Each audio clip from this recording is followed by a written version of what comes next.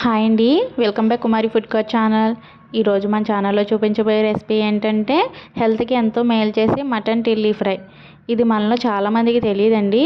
ఇప్పుడు దాన్ని ఎలా క్లీన్ చేయాలో, ఎలా వండాలో దాని గురించి తెలుసుకుందాం పదండి. ఇవేనండి టిల్లీలు, మటన్ యొక్క టిల్లీ అండి. ఇవి నేను ఒక 10-15 దాకా తీసుకున్నాను.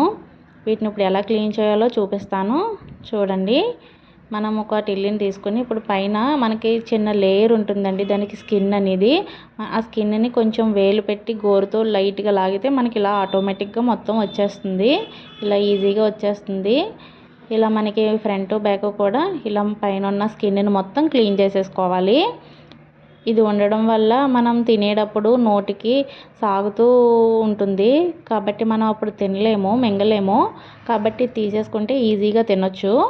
ఇది మా ఇంటి దగ్గర అయితే ఒక్కొక్క టిల్లీ చాలా రేట్ ఉంటుందండి. మనకు అసలు దొరకనన్నా దొరకదు, చాలా కాస్ట్ పెట్టుకోవాల్సి వస్తుంది. ఇక్కడ ముంబైలో అయితే మనకి ఇక్కడ ఎక్కువ మేకలు అవి కోస్తారు కాబట్టి మనకి టిల్లీలు అనేది ఇక్కడ ఈజీగా దొరికేస్తాయి మాకు. కాబట్టి నేను ఇది తీసుకొచ్చాను స్టోర్ చేసుకునే పర్పస్ కోసం. ఇప్పుడు ఇవి మిగిలిన టిల్లీలన్నిటికీ ఇలాగే సేమ్గా స్కిన్ అన్ని తీసేసుకొని బాగా వాష్ చేసేసుకోవాలండి. మనం కట్ చేసుకోకుండా ముందే వాష్ చేసేసుకుంటే ఈజీగా వాష్ అయిపోతాయి. ఇప్పుడు ఇలాగ వాష్ చేసేసుకున్న తర్వాత ఒకదాని తర్వాత ఒకటి ఇలా మనకు కావాల్సిన సైజులో చిన్న చిన్న ముక్కల కింద కట్ చేసుకోవాలి. చూసారా ఇది బ్లడ్ ఎంత బాగా వస్తుందో. అలాగే మనం తినడం వల్ల మనకు కూడా మన బాడీలో బ్లడ్ అనేది సర్క్యులేట్ అవుతుందండి. ఎక్కువ బ్లడ్ అనేది తయారవుతుంది. అందుకే దీన్ని ఎక్కువగా తినాలంటారు. ఇది హెల్త్కి అయితే చాలా మంచిదండి. మన బాడీలో బ్లడ్ అనేది తయారవుతుంది. మనకి బాడీలో బ్లడ్ అనేది తయారైందంటే ఆటోమేటిక్గా హెల్త్ అనేది వస్తుందండి. అందుకే ఎవరికైనా ఆపరేషన్ చేయించుకున్న వాళ్ళకి, అలాగే హెల్త్ బాగోపోయిన వాళ్ళకి టిల్లీని తీసుకొని వచ్చి పెడతారు. అంత మంచిది ఇది ఎవరైనా తినొచ్చు, అసలు ఎవరైనా తినొచ్చు. ఇది ఫ్రై చేసుకుంటే మాత్రం టేస్ట్ చాలా బాగుంటుంది.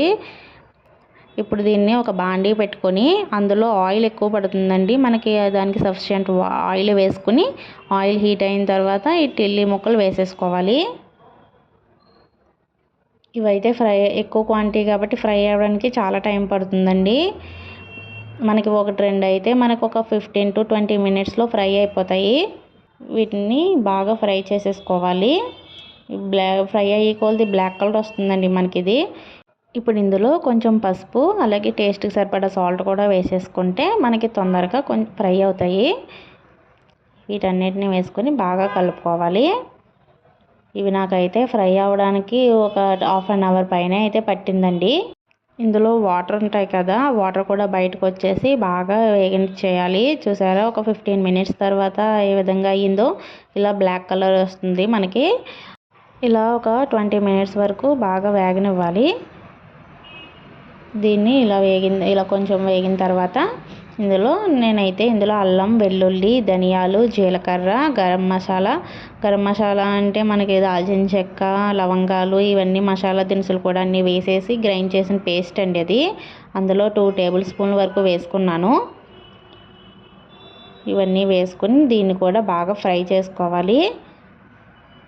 మనం దీన్ని దోరగా ఫ్రై చేసుకోవాలి. మనకి ఆయిల్ క్వాంటిటీ అనేది మనకి సరిపోలేదు అనుకుంటే మధ్యలో ఇలా ఆయిల్ కొంచెం వేసుకుంటూ ఫ్రై చేసుకోవాలండి. అప్పుడే బాగా ఫ్రై అవుతాయి.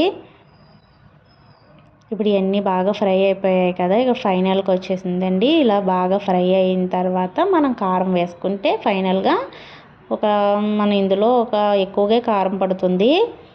మనం తినే కారాన్ని బట్టి ఇందులో వేసుకోండి. అలా 1-2 టిల్లీలకి అయితే ఒక 3 టేబుల్ స్పూన్ల వరకు పడుతుంది. ఇందులో నేనైతే చాలానే వేసాను. ఫైనల్గా ఇందులో కరివేపాకు వేసుకొని సర్వ్ చేసుకుంటే మనకి టిల్లీ ఫ్రై అనేది రెడీ అయిపోయిందండి. మనం ఇందులో ఆయిల్ ఎక్కువ వేసుకోవడం వల్ల మనకి ఎక్కువ కాలం నిల్వ ఉంటుంది. ఒక 2 వీక్స్ వరకు అయితే ఉంటుంది ఫ్రిడ్జ్లో పెట్టుకుంటే. ఈ టేస్ట్ అయితే చాలా బాగా వచ్చిందండి. ఇలా మనం స్టీల్ గిన్నెలో కానీ గాజు సీసాలో కూడా వేసుకొని మనం ఫ్రిడ్జ్లో స్టోర్ చేసుకుంటే 2 వారాల వరకు ఉంటుంది. మీరు కూడా తప్పకుండా ట్రై చేయండి. మీకు కనుక ఈ వీడియో నచ్చితే ప్లీజ్ లైక్ చేసి, షేర్ చేసి, సబ్స్క్రైబ్ చేసుకోండి.